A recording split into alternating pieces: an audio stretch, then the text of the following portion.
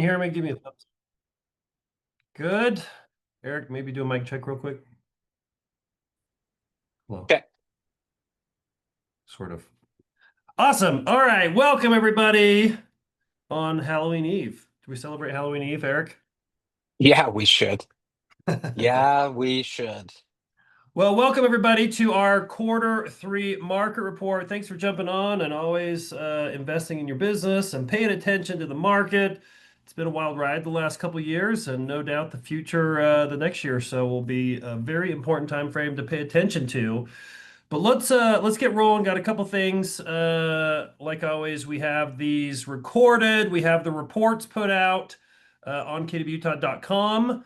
As you know, I've been putting out these talking points as well. If you ever want to reference those, print those off. And for the first time this time, I put together a 2026 vision that kind of jumps back and forth between optimistic, pessimistic, just kind of outlook on the market, which Eric and I will kind of zip through some of those things.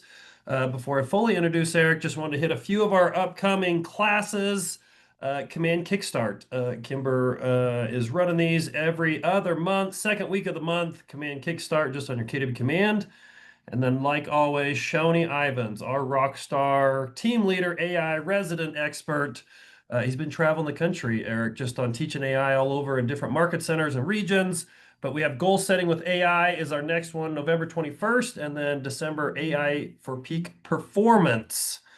So, Eric, let's jump in. I want to introduce you. My name's Johnny Christensen. If I haven't met you on the call, I'm the regional director for Keller Williams here in the state of Utah. But my co-host is one of my good friends, worked with him a long time. Our preferred lender for my personal team, Red Sign team, Eric Smart with Ares Mortgage. Welcome, Eric. Thank you, sir. I thought we were best friends. That's my mistake. Uh, Soon, soon. We'll see how the call goes. We'll see how the call goes. So yeah, I we know will. you've been doing loans quite a long time. Give us a little bit of your background and history. Yeah, so I've been doing loans. This is year 25. So into next month will be my 25th anniversary doing mortgage loans, So which you've seen it is, all. yep. I've been through a few markets, few cycles. Right. Um, so I've done everything in the mortgage business except underwriting loans. Nobody's ever been bold enough to let me do that. So probably everybody would get a loan if I did that. Great. Uh, yep. Well, we appreciate you being on. Normally, I have a real estate expert on here as my co-host, but if there's one person I like to talk to about the market to see from the lens of a mortgage professional, it's always you. You're a habitual student of the market and the economy. You tend to have a lot of smart things to say. So thank you for being on and being my co-host, and we'll really dive deep into the mortgage side of things. So. Let's talk about this government shutdown.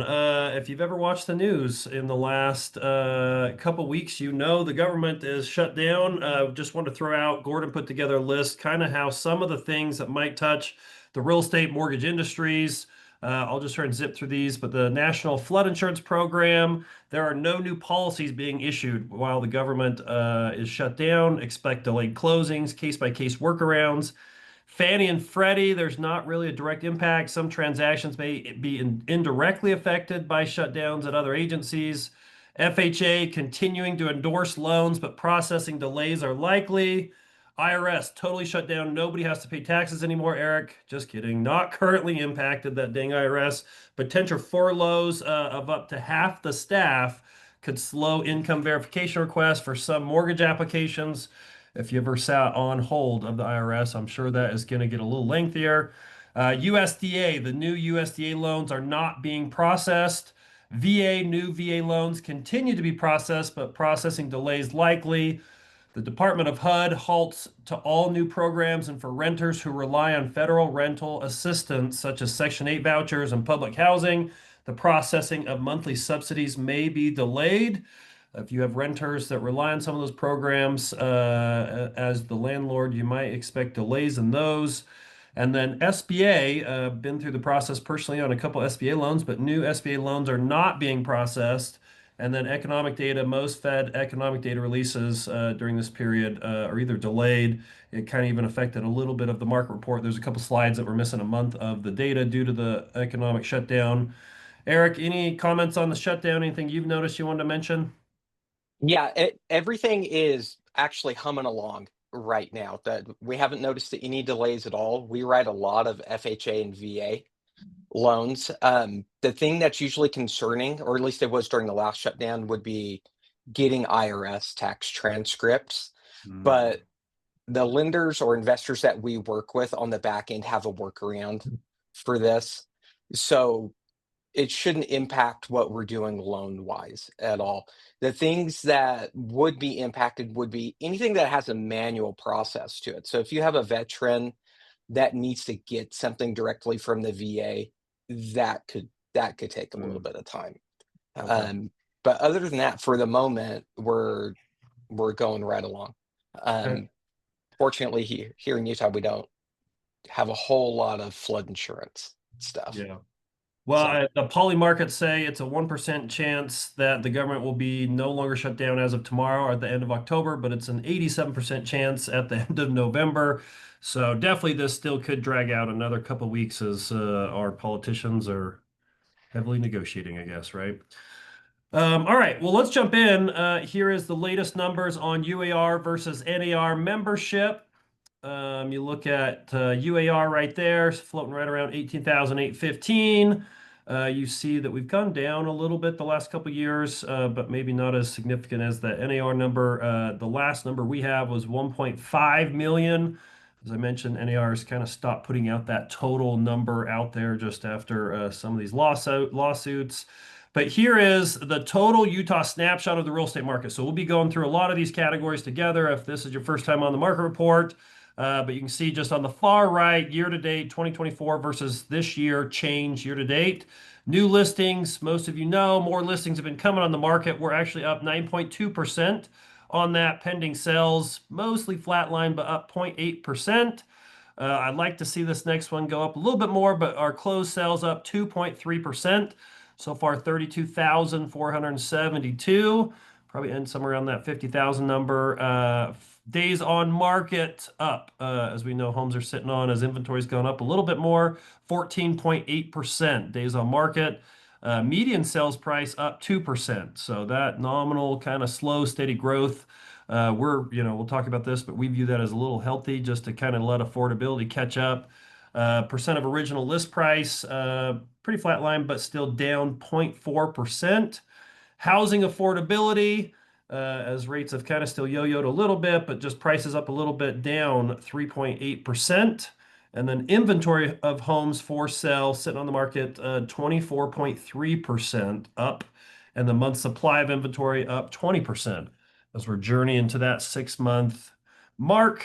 We've also seen a bunch of major markets around the country that have actually officially dubbed themselves buyer's market, but we're still a ways away from that. So let's jump into our main categories. We'll start out with home sales.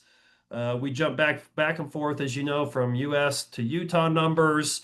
But here's the U.S. existing home sales on an annualized number. We're right there at 4 million. As you know, the last couple of quarters we were pacing more for the 3.9. A lot of the economists and the projections were that we were going to surpass 2024 and 2023 numbers, get closer to 4.2, 4.3. I still think that's a little journey. If anything, we probably might end right around that 4.1 million number. But we've had some increased months. If you look at even just September, August, July, up a little bit more from that teal blue number. So again, if we keep pacing above the last 3 months of the year, we could catch up and get to that 4.1, maybe 4.2. But here is the monthly U.S. existing home sales by month, not seasonally adjusted. So this is just a straight up number. We had, I think, what was it, Gordon, June or July? You thought that was hopefully going to be the lowest number we see for the rest of the year, but even September surprised us right at that 357 Yeah, I thought August was going to be our low point. floor, but I was wrong. Well, we got a mortgage guy on the call now, so we can blame everything on Eric, which is great. I'll take it. Go ahead and send it on over. U.S. annual new homes sold 680,000 homes sold. You look at even the month to month, it kind of really spiked in August right there. So 800 popped. This is one of the numbers we don't have September, but we could be outpacing last year on the U.S. new home sales. But you can see that 36-year average is right there at 696,000. We're floating at that line. If we have a little bit more increase the next couple months, might be able to surpass that. But again, still underbuilt. But then let's talk about Utah, Eric. We are outpacing last year already compared to the United States, but we're up 2.3% right there at 32,472 homes sold. As you know, our peak was 2020, 60,210. But a little bit of improvement, right? I think we're all feeling that. Yeah, we are. Utah home sales, you could see September was a little bit of a pop compared to last year, but still a lot of the same trend lines that we were following. But let's jump into home prices. Home prices by year, 415,000. Home price across the country, median home price 415. As we've seen that appreciation slow over the last couple of years, that trend line, as you see, that yellow line is the long-term 4% average. No matter what happens in the market the last 30, 40, 50 years, we always find our way back to that line. We've been above that in 2021, 2022, as just COVID times were crazy. But as the appreciation slowed, we're getting closer and closer, 7.5% above the trend line. Home prices by thousands, you can see 415. Kind of just that typical seasonality, started out the year, went up, kind of settled down a little bit, but overlaid is that mortgage interest rate. And we've seen that mortgage rate. I know we'll go a little bit deeper, Eric, but you've sent out some more positive texts of just kind of where rates have settled and just gotten a little bit better over the last couple of weeks, which I'm sure is positive for your business. Yeah, it's been great. They're settling closer to 6 right now and slowly inching their way sub 6. So we've had several days over the last little while where we've been in the 5.875 range on the conventional 30-year fix. So Have you locked some in the fives? it's slow working its way toward where we want to be. Great. Well, here with that median purchase price we just went over, as well as the median mortgage rate, this is a 20% down. Median home payment across the country, right there around 2,275 is the median home payment in the country. You can just see 2022, as soon as rates started going up from 3 up to that 6.8%, that journey took us to almost doubling that median payment. And then you can see Utah's home price. We've tried to layer on that same long-term average number starting back in 2003. But as you saw, just the crazy appreciation that we experienced, before and then mainly post-COVID puts us right around 510,000 median purchase price. Using that same trend line shows us significantly above it. But that 510 takes us back to the 22 median price around the state. And you can kind of see where we've been on the median sales price. Really just kind of hovered at that same number. We've gone up a little, down a little, up a little, down a little. Just the last 3-4 years, we peaked. What was that? Right in the post-COVID money, when money was floating around everywhere, but 525, 535, 535. We saw some depreciation, but we've kind of regained most of that back to be right around that 513, 520 number the last couple months. So this is a new one that Gordon found. I want to read all this, but this is just another different way at looking at the prices and the appreciation over the last 33 years in the state of Utah. So this data comes from the Housing Price Index. It's a index developed by the Federal Housing Finance Agency. The FHFA has access to large housing price databases through the agency's supervision, regulation, oversight of Fannie, Freddie, and other federal home loan bank system.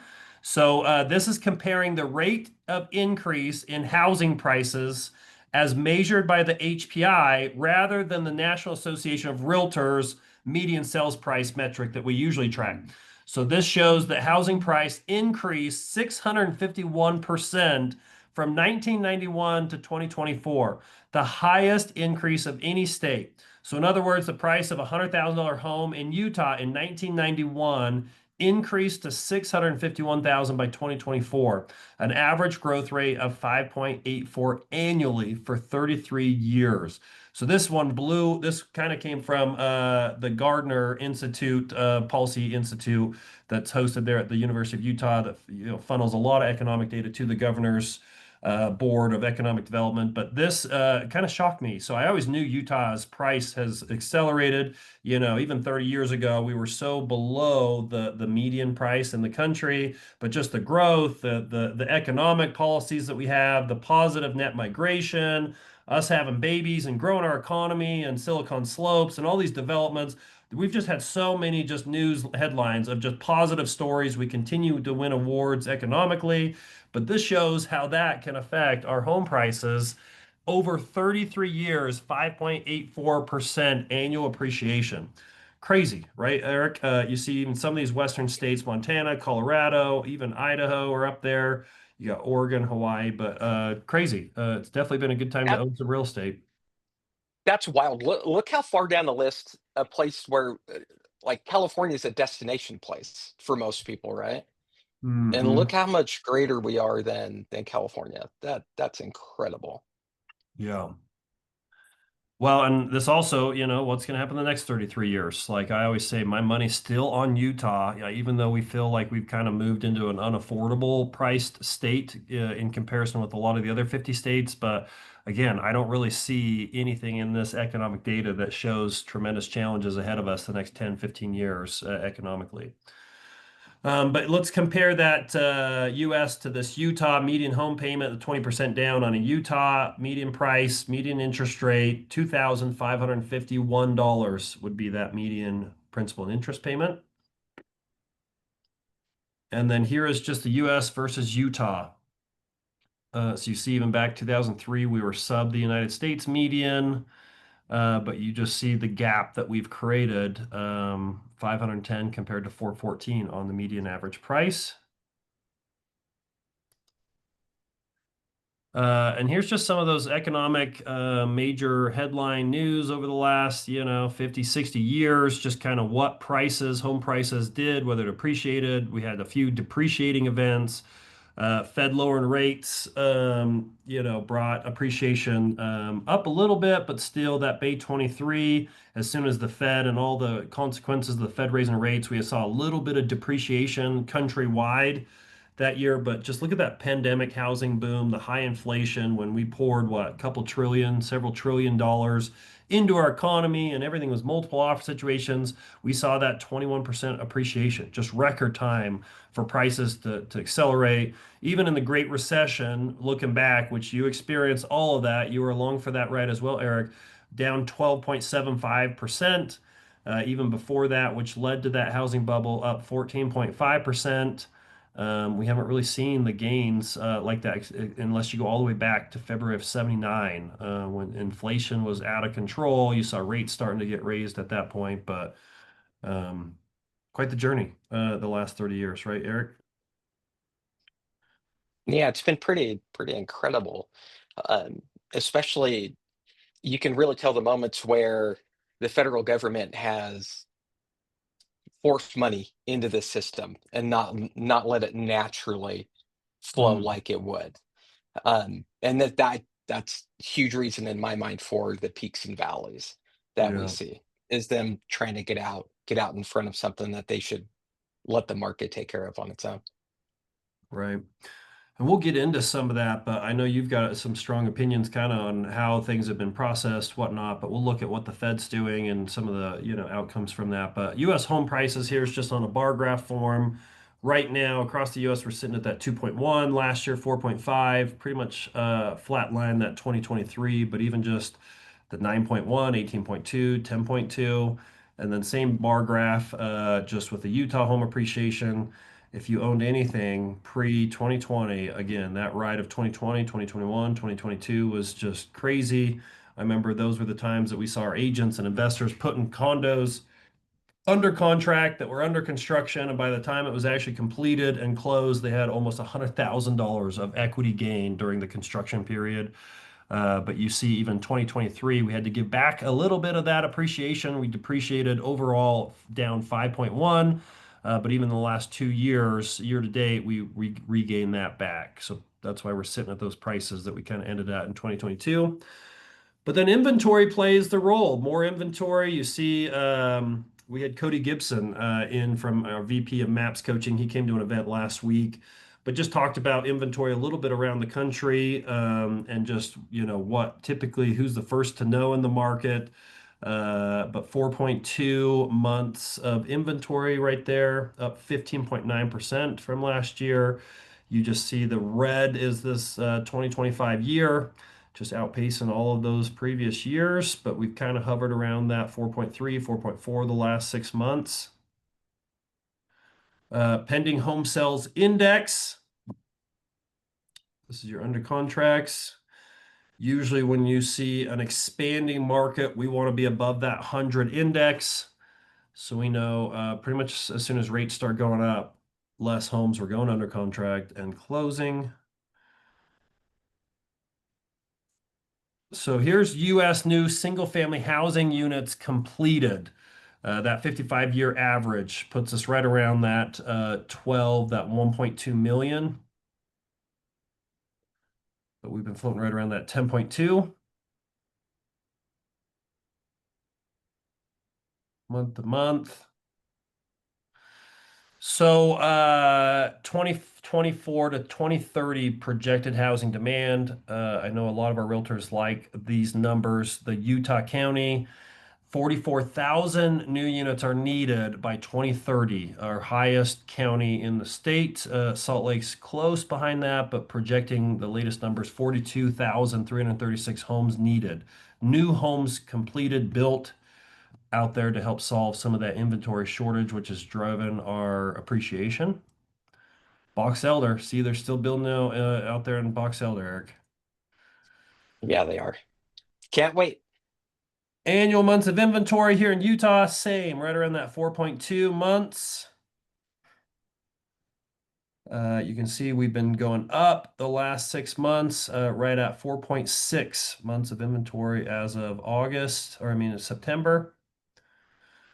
And the new listings up 9.2%. 51,000 new listings have came on the market.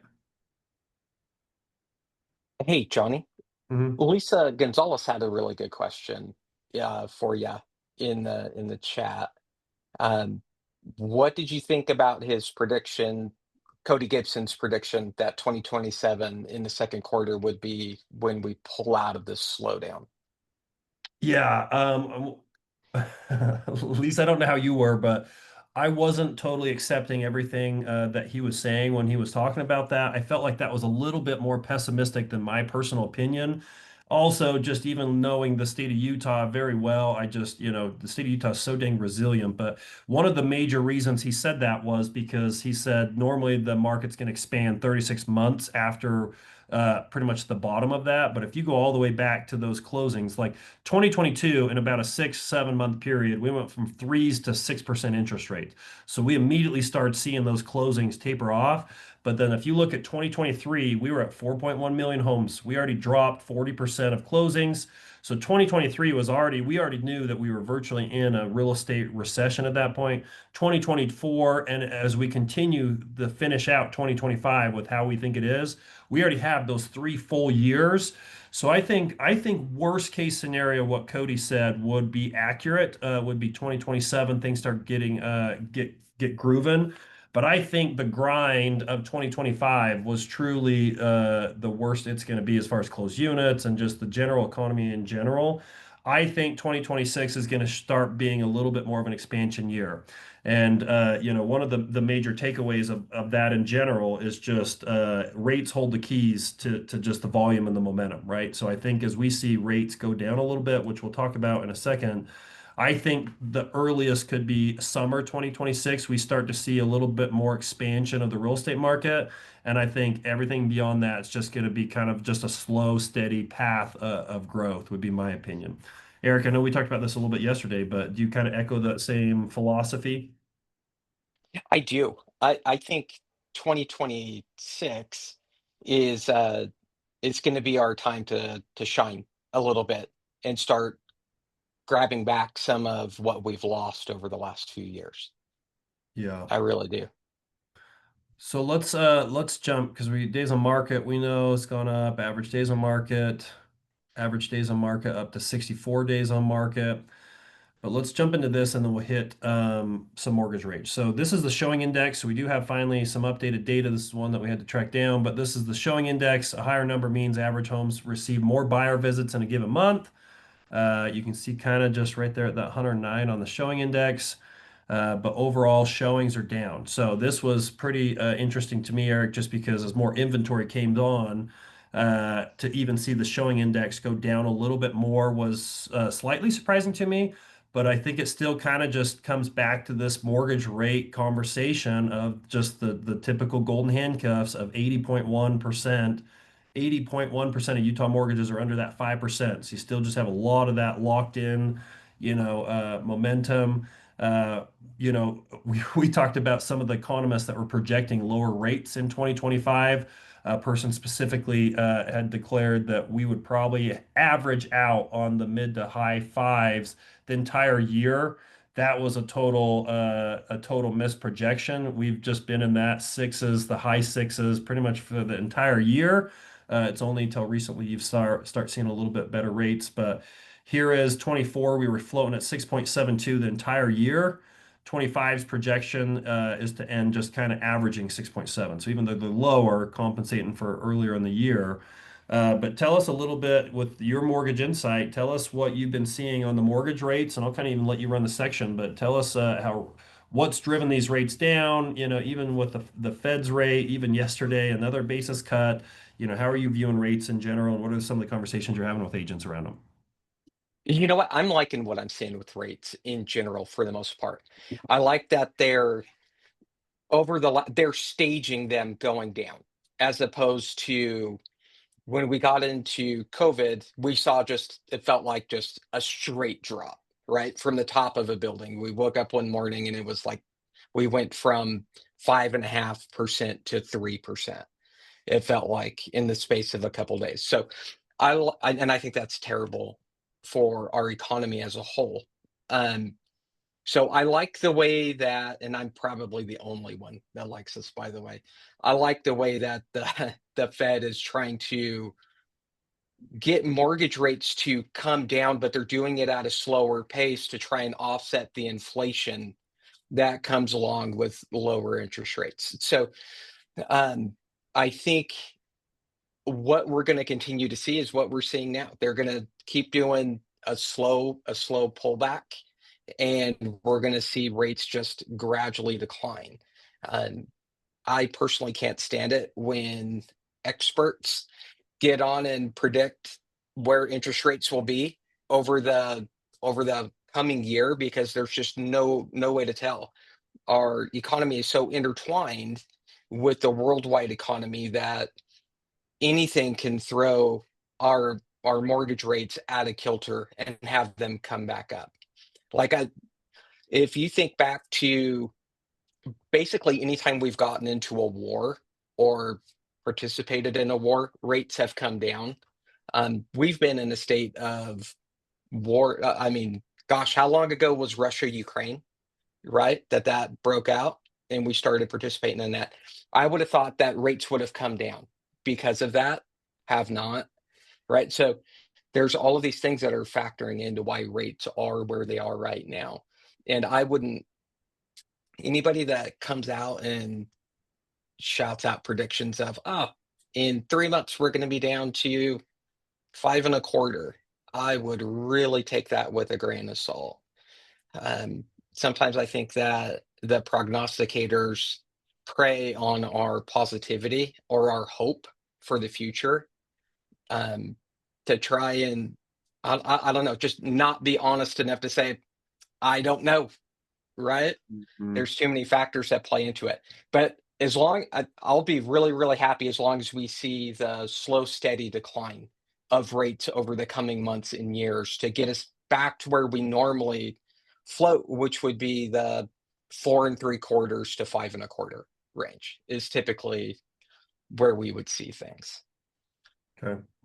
So, yeah, your perspective even on just the balance of the Fed and the government, like, you tend to be generally optimistic because it really does look like they're trying to solve some long-term problems, whether you love or hate the current administration, like one of the challenges of just term limits and, administrations is they have a lot more of a short-term thinking for things to be more positive, faster, or whatever.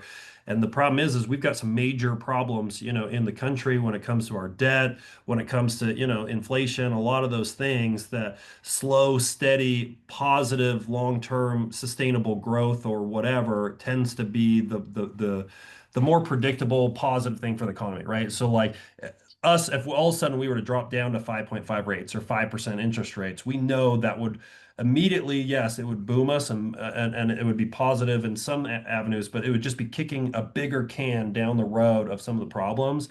So although we're used to this crazy volatility of realtors, and I think you're right, realtors tend to be the most positive industries out there. So like sometimes when people throw out positive projections, we do like to latch onto those, and I think we just kind of got to process through and make sure that we're being steady in our thinking on that. But I do think just it's almost anybody that's been in the business 4, 5, 6, 7 years, they're almost not used to this like kind of chilled out time period because we just took off, we're going down, we're going up, So I do think just that steady appreciation, that slow decline of rates will overall be positive for us, right? Have you done any 15-year mortgages? Are you seeing very many of those? Obviously, here's 15-year compared to 30-year mortgages. You know what? I haven't written a 15-year loan since COVID. Really? I've been quoting more of them lately, but I haven't written one in several years because of where they're sitting. And Mhm. people are in more of a stance of I'll get into the house now and kind of ride a crest of rates coming down to refinance. And once they start to see more of a settled point, then they'll flip to a 15-year and focus on paying the debt off sooner. Hmm. Right now, it's almost like they're renting the debt with their mortgages. So um, not too many 15-year loans, not too many arms Hmm. lately. So you gave me some insight on this yesterday, but again, here's the comparison of the federal funds rate, which is the purple line, the orange, yellow line. That's your 30-year fixed rate mortgage average. Even the Fed yesterday did another 25 basis point cut. There was a little bit more kind of negative outlook on maybe December or just the immediate future of another rate cut that kind of sent stocks downward. But one of the things you gave some insight just on the gap between Fed rates, to the beginner realtor, they think that these are so identical and correlated. Rate cuts mean mortgage rates drop. You've had to kind of defend and explain this a little bit, but tell us a little bit of what your reasoning is on the gap. There is pretty wide gap, and that usually affects just general economy. But give us some insight on this. Usually, so the Fed is already basically pre-planned when they're going to make their rate cuts, and the market knows that. So traders on the back end um, that are buying and selling bonds, when they know a rate cut is coming up, and we've seen this cycle for what, year and a half, you think, Gordon? I would say that in the run up to the announcement of the Fed cut, the traders are buying up stuff. So you'll see rates come down. And just like they did last week and all the way up until yesterday, you'll see mortgage interest rates come down. The Fed will make their announcement on the cuts just like they did yesterday. And yesterday we lost just about 1/8% in mortgage rates because the traders are getting out from behind their positions. So if we see that the Feds are thinking that they're going to, which Powell said in his speech yesterday, it's not 100% that they're going to cut in December, but they will. They'll probably do it another quarter in December. It's kind of the way they're operating. We want to try and time that to try and lock people in the week or so getting up to that cut. That's where the low point is. And then they'll announce it you'll see rates spike a little bit, and then they'll start to trickle back down again. The Fed funds rate more generally affects what you're doing with rates for credit cards and variable debt like that, and also auto loan debt Mm. as well. That's a whole nother topic, I guess. But Mm. it's you see mortgage rates being affected more so in the run up to the announcement of the cut than you do when they actually cut, because everybody's moving their positions beforehand. Mhm. Yeah, yeah. So here, like I mentioned, across the nation, 74% of mortgages have rates of 5% or less. And then if you look at Utah, we're at 80.1% of mortgages having rates of 5% or less. So again, the bigger gap from 5% to the current rates just intensifies that locked in kind of, perspective of a lot of our home sellers, or even, people that are wanting to move. You even mentioned yesterday that you've got more people sitting on the fence waiting for rates to come a little bit down more than you ever have before. But this is the other thing that the Fed, this is also something that came up a little bit yesterday. But mortgage-backed securities held outright by the Federal Reserve as soon as 2022 happened and they started raising the federal funds rate.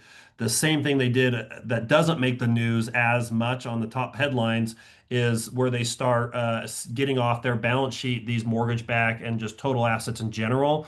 So you look at the peak, early 2022 or late 2021, the Fed held over $2.7 trillion of mortgage-backed securities. In the last, 3 years, they've removed about $700 billion of mortgage-backed securities from their balance sheet. So when that happens and they no longer are the buyer of that and they're actually getting them off their balance sheet, how does that tend to affect the mortgage industry as well, Eric? Well, it slows down the liquidity of the market. So if you don't have, like, if you look at that graph and you see, right, where the the government was buying, they were the largest buyer of mortgage-backed securities out there in the market. So they were buy to stimulate interest rates to go down because there was, right, to Mhm. put more liquidity in the market. So now when they start selling, they become a seller instead of a buyer. It it affects everything the opposite. That there's less money moving in the market, so the price of things tends to go up. Yeah, it's almost like a double compound because not only are they just not stopping the buying, they're also now selling. So it's a total 180 reverse just on the liquidity out there. And Yeah. here's even the total Fed reserve. So this is even beyond just the mortgage-backed securities, but we've gone from what, 8.9 trillion down to 6.6. So $3.3 trillion less assets held by the Fed. But that was one of the potentially positive things. Gordon and I were talking about this morning earlier, because the last quarter, Jerome Powell, the Fed, said that they're going to stop selling off the assets. But finally, this announcement just yesterday, he not only reiterated that, but finally put out a specific date. And it was December 1st that they're going to stop selling off those assets. So even if they just kind of pause that for a while, I think in general, that should probably have a positive effect as well, right, Eric? It will, because it'll add more liquidity to the market. And if they go back into buying the debt again, you'll see another sharp downturn in rates. I don't know how great that is for a long-term play for us all, um, but it certainly would help me buy a couple more homes. So for me personally, it would be fantastic. So even just from the Fed announcement, the rate cut, them putting a date on that, but also some of the pessimism around the future December cut, whatever, just even in the last 24 hours, have you seen rates improve or the opposite way?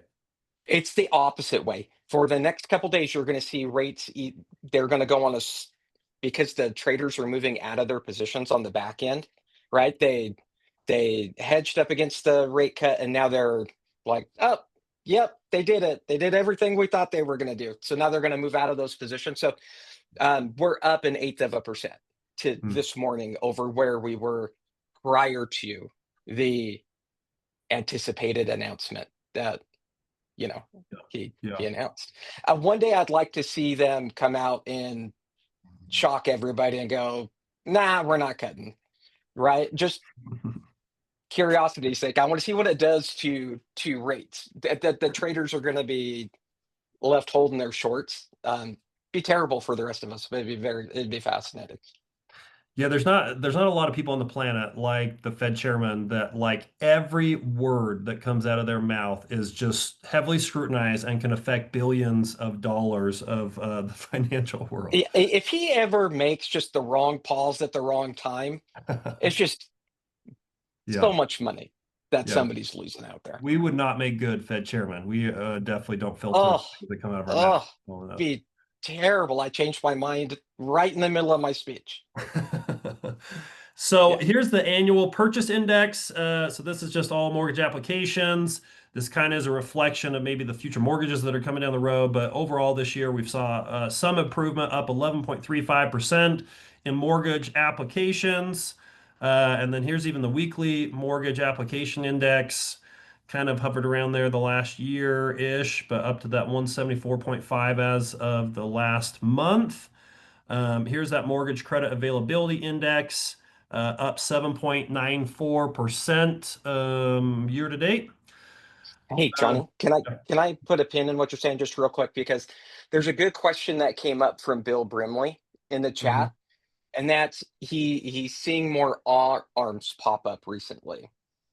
Where you're seeing those arms pop up from would be from credit unions and some banks. If you look out into the more retail type markets, or your intermediate mortgage banks, or your mortgage brokers that go directly to investors, you're not seeing arms as much. Like, I don't sell them as much because they're trading at an inverse. So, which means that if I sold one, my rates right now on certain arms are higher than a fixed rate because of how they're trading on the secondary market. When you see a good arm rate pop up, it's usually through a credit union, and it's because they're holding on to those notes. They're not turning around and selling them like other institutions would for a profit. They're gonna keep them on their books for an extended amount of time. Hmm. Let's at the same time talk about the conversation we had about the 2-1 buy downs yesterday. When we started, these rates started going up, the worst thing that ever kind of got out, and luckily I think we squashed it fast enough, but the whole date your rate, love your home thing, I which hated that from the start. yeah, most Yep. experienced realtors said, please don't say that out there. Yep. But 2-1 buy downs, they had the reduction immediately on the purchase price and they've been adjusting up. But what are some of your concerns that you might be seeing around those? Let me talk about that first point, which it was a big marketing thing. I think there was a billboard on I-15 by Mm, one of the uh, mid-level mortgage banks here, right? Well-known name. In the date the rate, marry the home, I think came out of panic. The panic of rates are taking a vertical, right? Everybody's throwing up. What can help everybody feel better, right? Let's go back to uh, a product that's been around. We made it seem like it was the newest product ever, and it's been around for like 40 years, which is the 2-1 buy down. Um, for anybody that doesn't know, a 2-1 buy down is typically a 30-year fixed rate loan where the first 2 years of the loan are staggered down. So interest rates, if the ceiling rate is 7%, the first it would increase to 6% the second year. The third year and going forward, you've got your ceiling rate of 7%.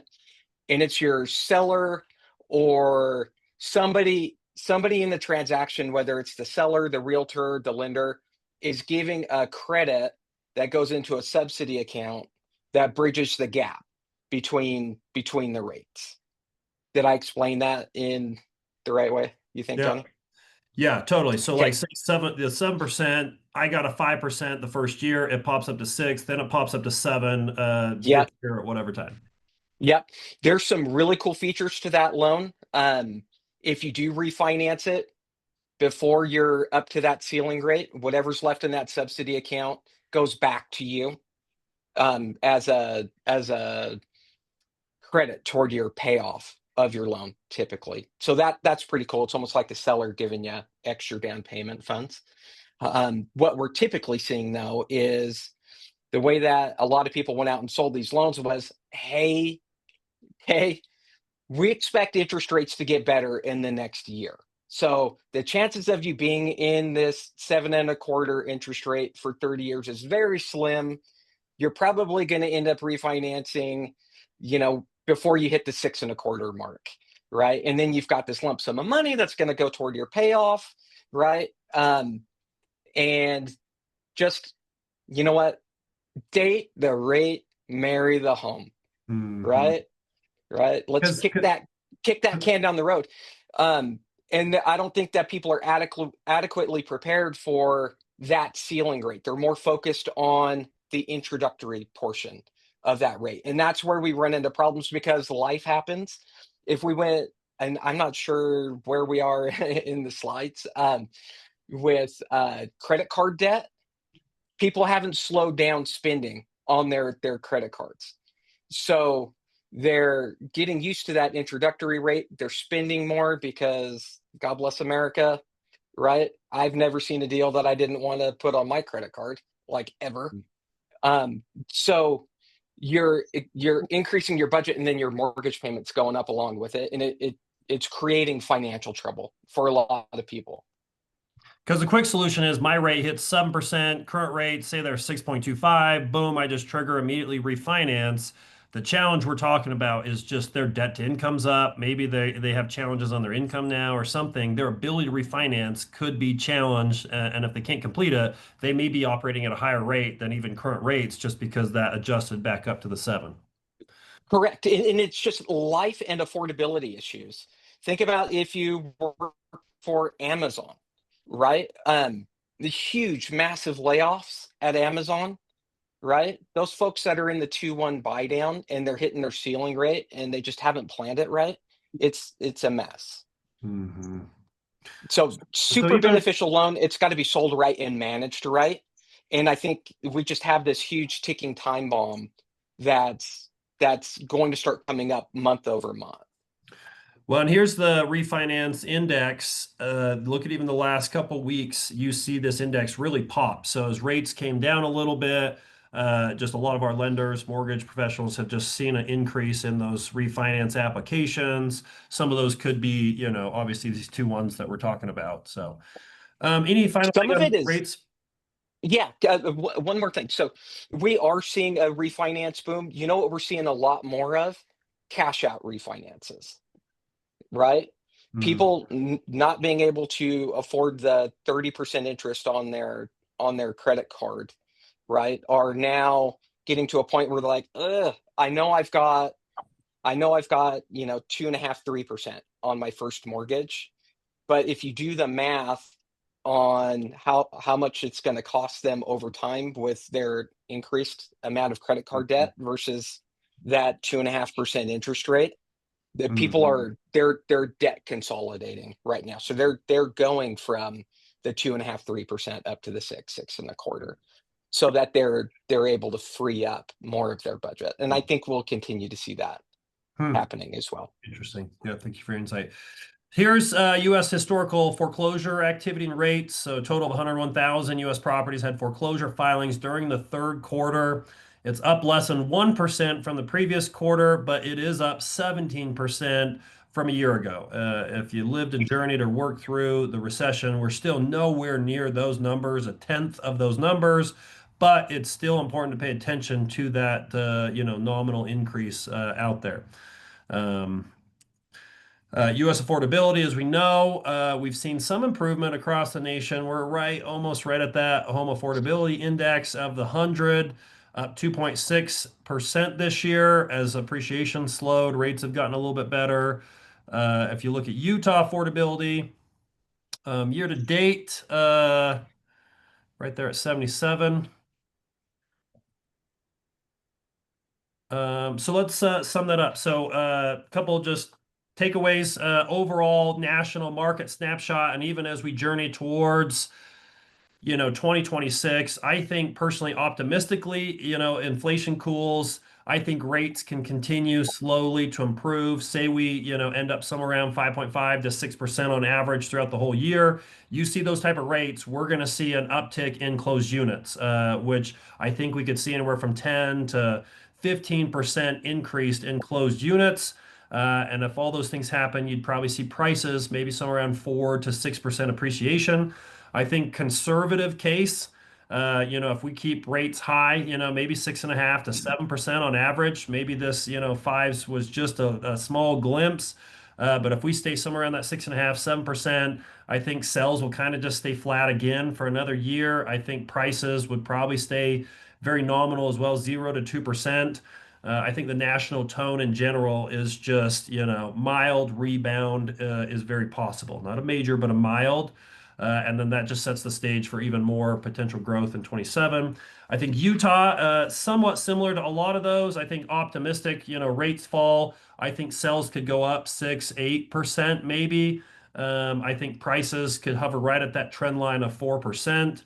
I think conservatives, same thing. If rates kind of stay high, you're going to see prices flat, maybe 0 to 2% appreciation. Utah still being in the 10 most expensive states or affordability. That's going to be one of the challenges, even though we keep having, higher than nation economic growth, income, that type of thing. Any official takeaways on the housing markets before jumping into investments? Okay. Investment property. Let's fly through these. Who owns all the single family rentals? 1 to 9. Mom and pop investors still own 80% across the country. Smaller national investors or even those institutional investors right around the 3%. So still a lot of you rocking realtors that just own 1 to 9 right out there. Yearly average rental rates. So this is one of the things we're still chasing some data on, but you can see rental rates and the increases over those. But even just look at the last couple of years, yearly average rental rates kind of just hovered flat. But I think that's one of the things we'll start seeing is back to some rent growth. Even CoStar's projecting, I think it's 3.5% rent growth again. But you see 23 and 24 across the counties. You got Davis, Salt Lake, Utah, Weber County. Just felt like rents just kind of stopped growing. I think even the last several renewals, me and Gordon were talking yesterday, the last several renewals that I've had on some of my rentals, I finally saw a $50 a month bump or whatnot. Here's the HUD numbers. You could see Weber County, Utah County, but even Summit County, a 4-bed. This is for federal housing assistance. 2026, Salt Lake average rent. Utah housing profile. Even this latest housing profile, not only shortage of homes for purchase shortage, but this is shortage of rental homes. 48,000 affordable rental homes that we still need out there. You're starting to see a lot of just city and state, bills and legislature come through or attempt to come through the last couple sessions. Here is the median asking rent for all bedrooms, 2025. You can see just flatlined. Gordon, will you mute Tracy? 1734 and 1748 on 2024 and 2025.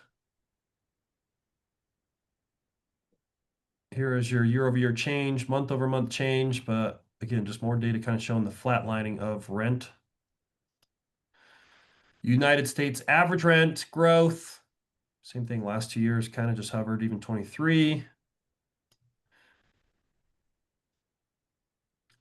Average rental days on market, all bedroom units. You could see up just a little bit, days on market. So when you list a rental, sitting on the market for a little over a month in Utah, Salt Lake, and US days.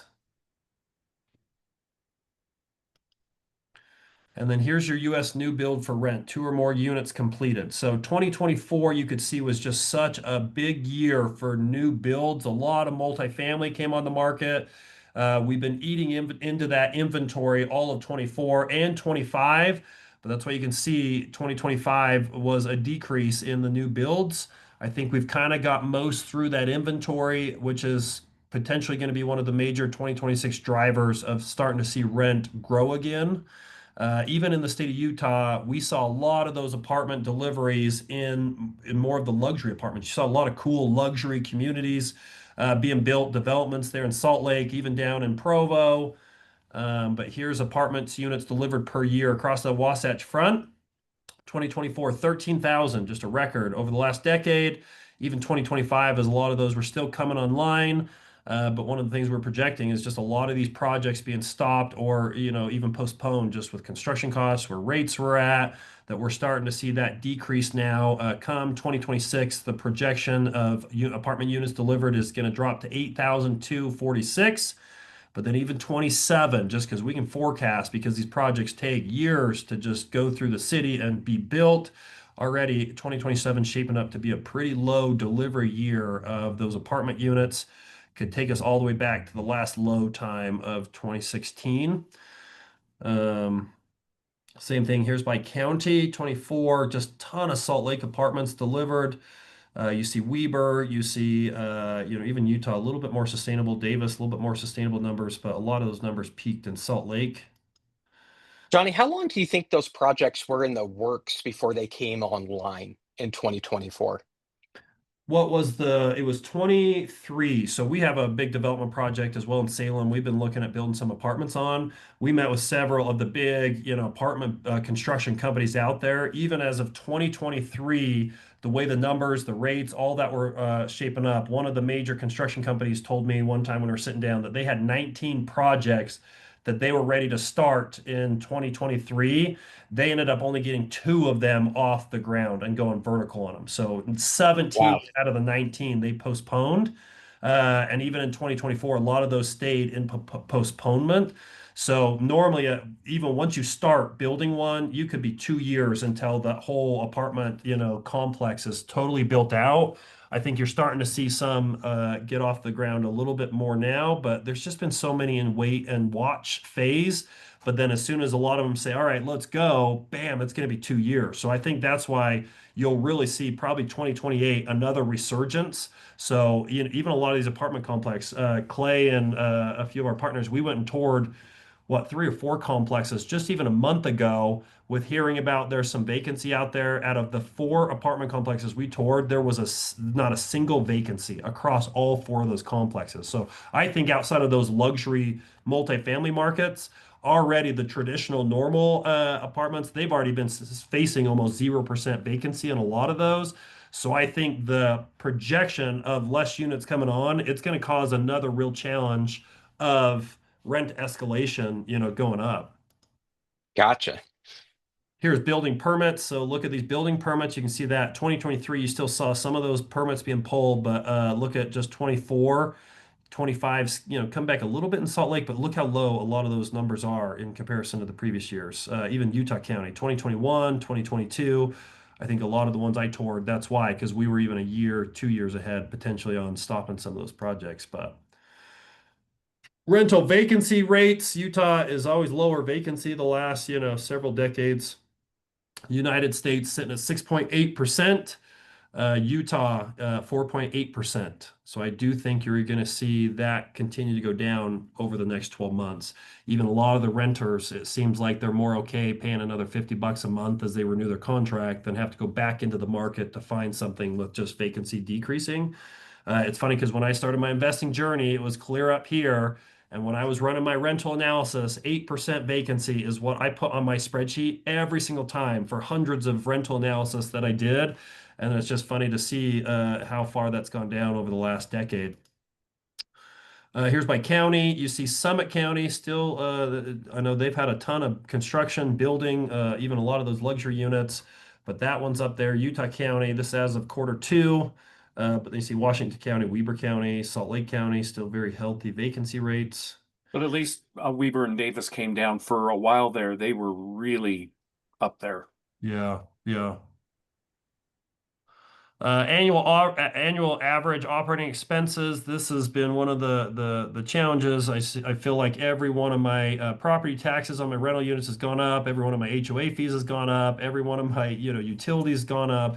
even though rent's flatline, my mortgage payment was fixed at a great rate. These expenses creeping up has kind of really eaten in the cash flow, which has put a burden on, investors getting in the market. I'm sure all of our realtors have been trying to find rental units, for investors out there, but I think we're starting to move in a little bit better period for that as we see rent go up and some of these Yeah, dang. rates go down. What is going on in Davis County? Yep. It's Dang. the Marcus Green tax he puts on up there on every unit. Yeah, that feels right. Average property taxes per unit, you see that's gone up. A lot of that money going to school districts, a lot of the city construction. I just felt like we were kicking a lot of projects down the road. Even some of these complexes that have HOAs, some of the preventative maintenance, I felt like they were starting to take that off, their schedule just to save money. And now we're starting to get more assessments and all that. But the same thing on property taxes, just a lot of the school districts, even down here in Utah County, the potential, splitting of school districts is going to cost us some money. But overall, just the investment market, just a couple outlook things.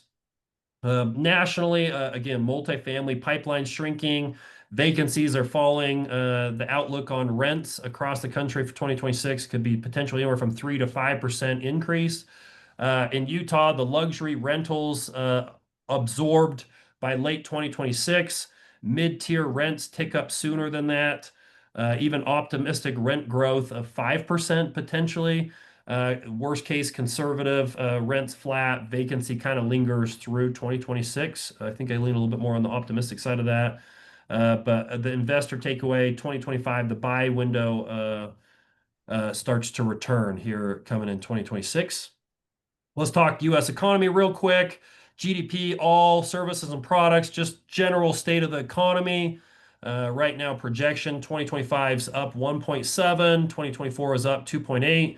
We like to see this somewhere around 2-3% traditionally, sustainably. But you can see even quarter two, this is one of the numbers. We don't have quarter three because of the government shutdown, but at least quarter two was up 3.8, which that even surprised me. It came out that. Quarter one was down. One of the things Gordon and I always talk about, but you remove a lot of the AI spending and investment, the data center investment. That's been a pretty significant portion of our spending and economic improvement. So you remove that, these numbers would be totally different without a lot, just the AI innovation going on.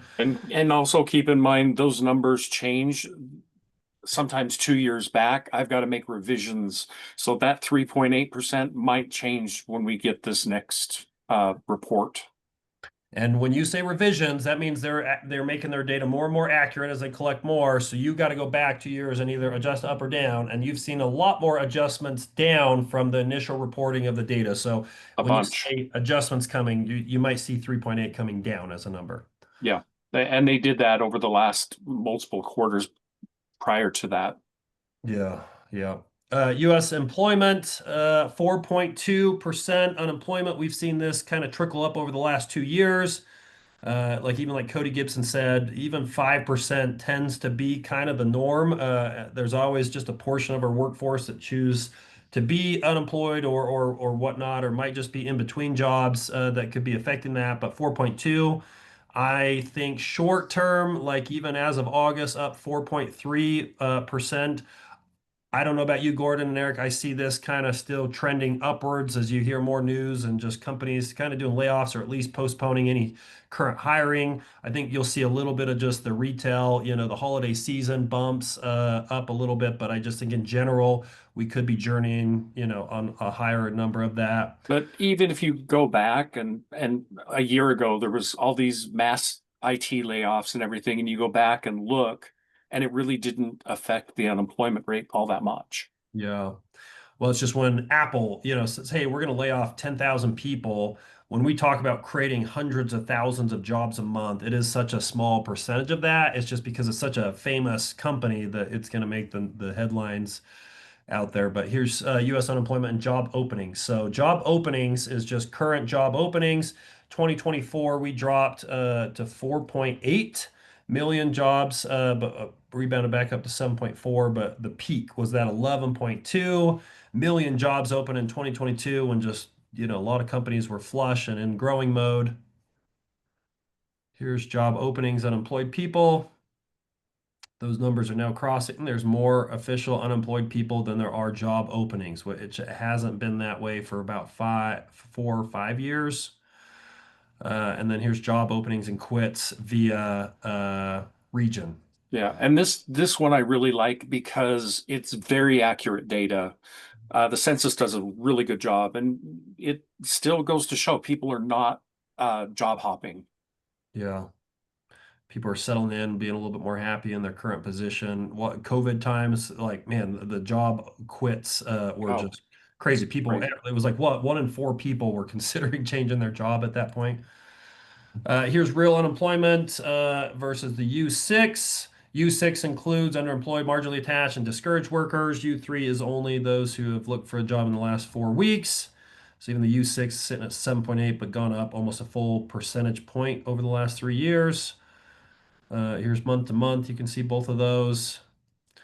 Annual labor force participation, 62% in the United States, with lower median age here in Utah. We tend to be above that at 68.3%. Annual labor force right here, 55 and older, 38%, 25 to 54. And then here's another one. So this is additional growth of the working age population. So this is 20 to 64. You could see in 2019, you could see 2019, we had what, maybe 250,000-ish growth, 2020. But even you see that surge of immigration, when immigration surged to 3 times normal level, you saw 1 to 1.5 million jobs being added to the workforce, which typically is a direct component to economic growth as well. But even look at 2011, when you start seeing those first baby boomers hit retirement age and getting out of the workforce, you start seeing that impact, 2011, 2012. You look at right now, year to date 2025, just with some of those new immigration restrictions that could be causing this, some of the deportations, we're almost to a point we could see that go backwards. The workforce overall could shrink a little versus it expanding. I actually would have thought this might have even shrunk a little bit just over the last 6 months, but it still is a positive number on this. So I appreciate you grabbing this, Gordon. Yeah, and the big thing that I noticed out of this is like we've got to figure out our working population. As the boomers leave, they're taking their money with them, and things are going to start costing more due to labor if we don't have that labor force. Because if you see going down, there is a constriction on the labor, which would then just force companies to pay higher wages to attract the less of the workforce there, which those costs are just expenses to the business, which then just get passed on to the actual product or service the company does, which would then cause some more inflation, right? So that's the balance of just how this works, because inflation is usually enemy number one of the government. But the other thing too that's going to really start playing into this is just AI and robotics and the innovation going out and taking some of those jobs, right? Yeah. Real wage year over year. So this is the wage increases, which traditionally end up being 3, 4, 5, 6%. But this also takes into play the inflation. So overall, the last 2 years, up about 1% in the real wage year over year growth, which that can directly affect affordability positively as long as we keep inflation under control. Weekly payroll, moving in a decent there, but let's just hit inflation a little bit because I know we've hit this quite a bit, but you can see inflation core CPI is the blue line, which still is trended down for the most part over the last several quarters. But then you got the yellow CPI, which includes energy and food, which is a little bit more volatile. We've actually seen that trickle up the last 6 months, right? So even the last inflation number that they reported this last month showed that inflation's actually gone back up a little bit. I think Jerome Powell even mentioned that that is officially being affected upwards because of some of the tariff outcomes and the inflation caused by some of the tariff stuff. Here's KW Research still projecting 2025 to end right there at 2.9, 2.8, but even 2026 still positive projections that we're going to get that closer and closer to that 2% trend line. Some of those categories that really got out of whack as affordability in the homes got crazy, but settling down a little bit. But here's all your categories where we've seen the most increases in price. You see natural gas, even electricity's gone up, fuel, oil up a little bit, food, rent, um, all affected. Here's your producer price index, a little bit more sustainable, 2.6 dropped the last couple months. But here's your PCE. So this is your personal consumption expenditures.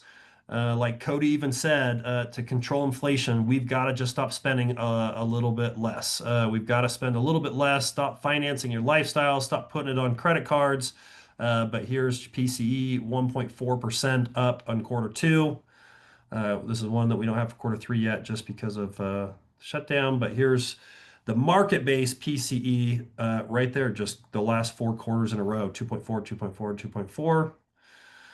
This is the number, right? So this is something that Eric, you brought up just barely several slides ago, but somewhere, maybe in the last 3-4 weeks, it officially hit the news headlines that total collective credit card debt in the country officially surpassed $1 trillion. So this is all revolving consumer debt. It's that 1.3 trillion. But we're starting to see just more and more people putting their lifestyle either on credit cards or HELOCs, whatever. I think that's one of the things. And you mentioned that in qualifying borrowers. What have you seen that has presented challenges in qualifying borrowers, Eric? Increased spending on credit cards and increased car payments are the biggest things, and figuring out how to get around that to qualify them for a home that they can actually buy. Because you said student loans hasn't really been necessarily an issue for you, but the Yep. quantity of $1,000 plus car payments you've seen, but then also the increase in this revolving credit card debt. Yep. Car payments are crazy. They are wild. 10 years ago, if we had $1,000 car payment, we would have been driving like Lambos or something. But even $1,000 car payment now is like a Honda Accord, right? Yeah. Here is our total federal debt. The federal government in debt, $36 trillion, pretty much flatlined a little bit from last year, but 36 trillion, not a cool, good number. We want that to be lower. But we've hovered around that 120% of GDP in debt. So that is kind of a number. If you read any of Ray Dalio's content or books or whatever, it's just that is a big concern. You start going above that 120. 120 tends to be the cap, which is why we haven't really gone beyond that. But you start having some major governmental federal problems if you just keep adding money to the federal deficit. Annual personal savings rate of disposable income right there around 5%. COVID happened. We were all saving a little bit of money because we were locked in our houses, but we started spending that, but still hovering right around that 5.1%. Commercial deposits have been going up of commercial banks, up 4% this year. Manufactured durable goods, purchasing index. Let's just get to that summary sheet right here. So this is one you start seeing the direction. So look at the column of direction. Normally, if you see a lot of contracting, slowing, contracting, a few increasing or growing, but the vast majority of those show a contracting for employment, inventories, customer inventories, prices, backlogs, new orders. All of those show manufacturing shrinking, which could be a foresight of what that industry is going to do. Any comments on this, Gordon? No, it's a really good forefront to what could be coming and how people are spending. Mm-hmm. So overall economy is growing, but then the manufacturing specific sector shrinking. Yeah. Even though Christmas time still projected to be big Christmas time for them. But here's advanced retail sales up 4.2%. Consumer sentiment, this is an index of consumer sentiment. You could see the trend line of blue. We've been trending downwards year to date across the country, has actually gone down in the United States. Utah, us being awesome and positive, we're up to 82.5. So we've been moving positively the last 3 years. Your attitude is your altitude. True. All right, and then let's hurry and just hit the Utah economy. We'll breeze through these, but as you know, just some of the significant transitions of the new Utah. So old Utah, small state, our population ranked 34th. We're still a mid-sized state, but a little bit more populous. We're officially the 30th state as far as population goes. Internal growth, 34% of growth from migration. We've moved. The new Utah is external growth. 61% of our growth has been fueled from migration. And then Utah, if you don't know this, go make some babies. We fell below the fertility replacement level back in 2018. Eric, I think you deserve a couple more kids. You should talk to your wife. Oh, you know what? I will. I'll bring that up. We'll Okay. kick it Text, around, text and her. then we'll come talk to you about it, and maybe drop a couple of our kids off at your house. We've always been a young state. 9.1% of our population was over 65, 15 years ago. We're now officially 20% of our age will be over 65 as we're getting older as a state. Less multicultural. 1990, 9.5% was racial or ethnic minority. As of 22, 23.3% racial and ethnic minority, but even journeying above 30% by 2040. Strong economy, Utah. Old Utah had a strong job growth, but ebbs and flows. Where now the new Utah job growth consistently best in nation and top COVID outcomes. So just whatever funky happened in COVID and people moved here and money pouring in, all that definitely was very positive for us post COVID. And then we also used to be an affordable housing state, housing cost to wages highly competitive. Now Utah housing costs represent major economic risk, just us as we've trended towards an unaffordable housing state. We still are one of the top employment growth favorable, fourth favorable. We still are the youngest median age, 32.3 median age. US is 39. Largest household size, 2.88. US is 2.49. We have the second lowest poverty rate, down there at 9%. Third highest median household income, Utah, 101%. And we are officially the highest state with cool Dallas Cowboy fans in the nation. Just kidding. That's not true. Utah's economy overview highlights. So Utah continues to lead the nation, sustaining its top economic performance across unemployment, GDP, fiscal stability, job creation remains steady. Unemployment's well below the national average. Tech, healthcare, construction sectors show continued expansion, offsetting modest slowdowns in tourism, manufacturing. Some of these major developments, you think about the Point, you think about even what the Jazz just announced on their construction facility, what's going down in St. George, the growth in Summit County, even up there in Logan and Cache County, just tons of just construction and developments going on that is helping our job growth. Population and workforce growth continue to underpin long-term economic resilience. Still have net positive in migration, which is great. Educational attainment. The challenges ahead of us, housing affordability. Persistent housing costs and tight supply continue to strain affordability. We've got to find reasons to tap into that for rent affordable product, the for purchase affordable product. Labor market tightness. Employer demand for skilled labor remains high, but workforce shortages in key industries risk limiting future growth. Us not having employment for us to continue down the road could cause companies to move out. That's why our job growth is vital. And then interest rate effects, elevated borrowing costs are tempering new business investments, slowing real estate activity, though Utah remains more insulated than most states. So I think we're seeing that everywhere, but I do think Utah's a little bit more resilient on that. So in summary, quarter three, 25 remains strong, well balanced, despite national cooling trends. And this goes back to Lisa's comment, even just of Cody coming here. I know he has a great national perspective, but just Utah just continues to outpace in a lot of those categories. So momentum is expected to continue into late 25. Stable employment, population growth, diversified industry strength, preserving Utah's leadership position. Any other comments on any of the numbers here? Overall, Utah economy, personal income growth, 5%. Any final comments on that? Okay. Let's just try and hit some construction real quick, and then we'll start wrapping this up. Here's our new single-family home started in the nation. Right at that trend line, still a little bit below, but we gotta be building more family home starts. You could see month by month. Here's residential housing starts by month.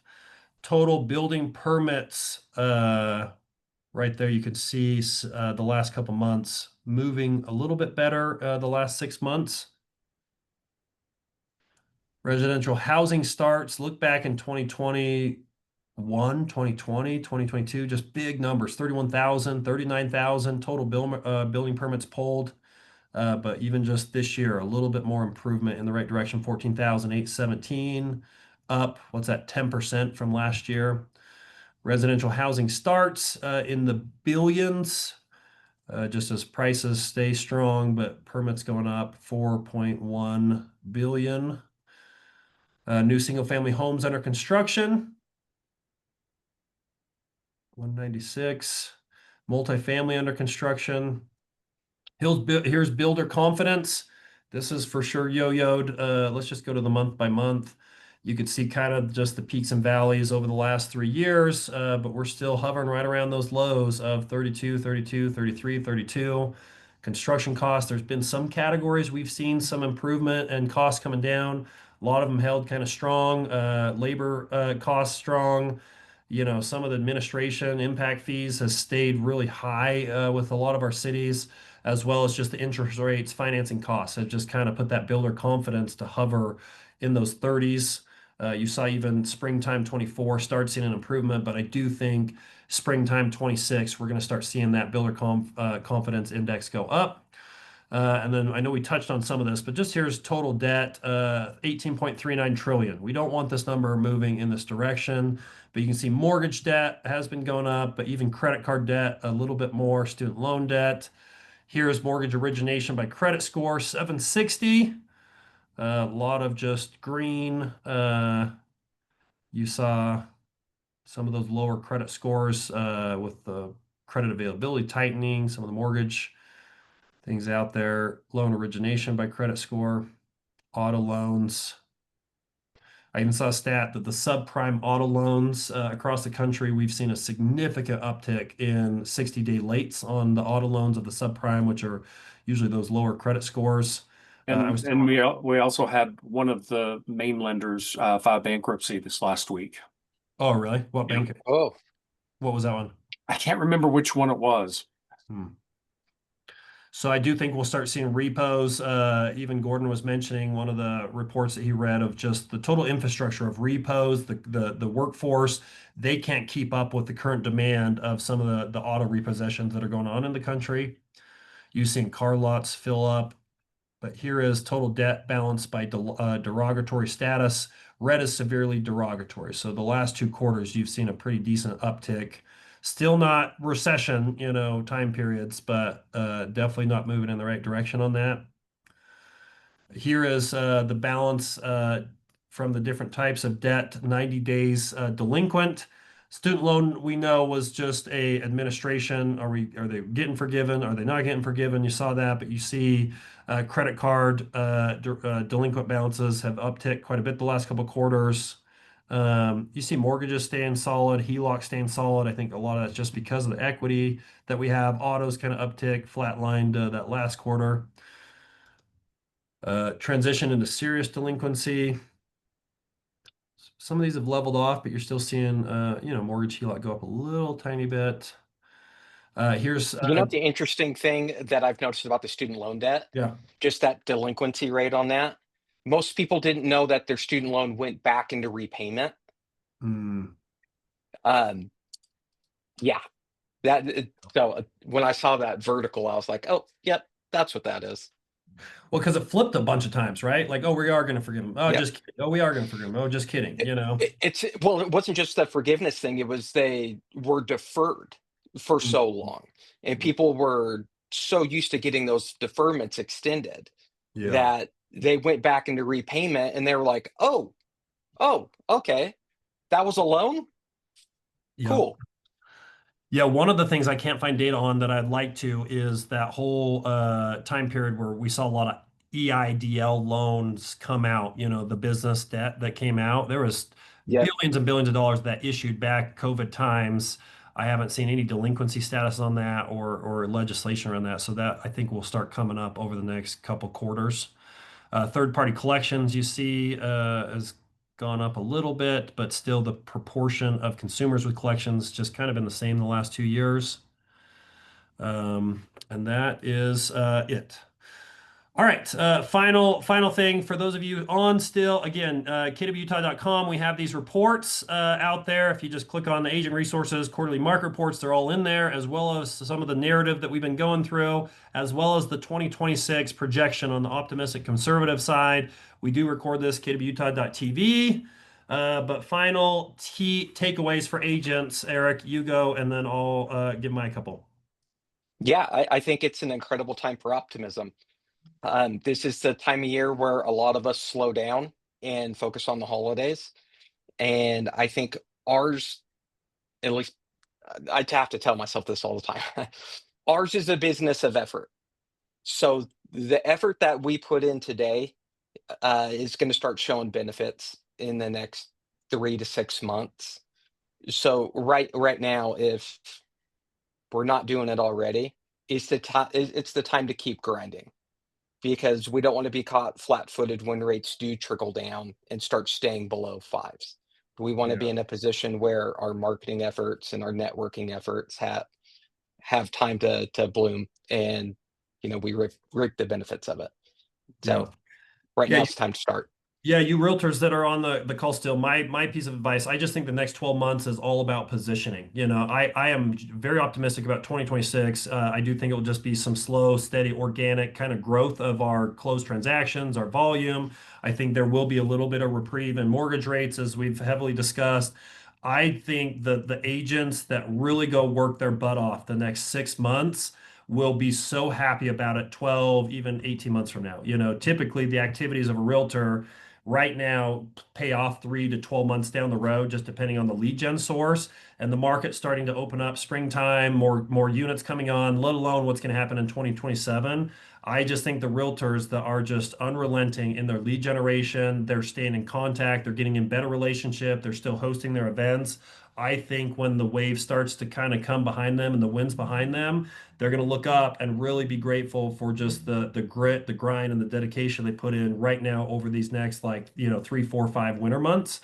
And then I think just pose yourself for just a great 2026. I still think it's a time to just tighten up your budget. It's not going to come way fast. So I just think some of the spending of our natural person, getting our budget in check, still go debt snowball, any credit card debt, that type of stuff. But I just think Utah remains fundamentally strong. It's going to be a great year. And I just think, rates will be, moving in the right direction still. So I wish you the best of this next quarter, fourth quarter. Don't take your foot off the gas pedal. Speed up a little bit. Enjoy the holidays.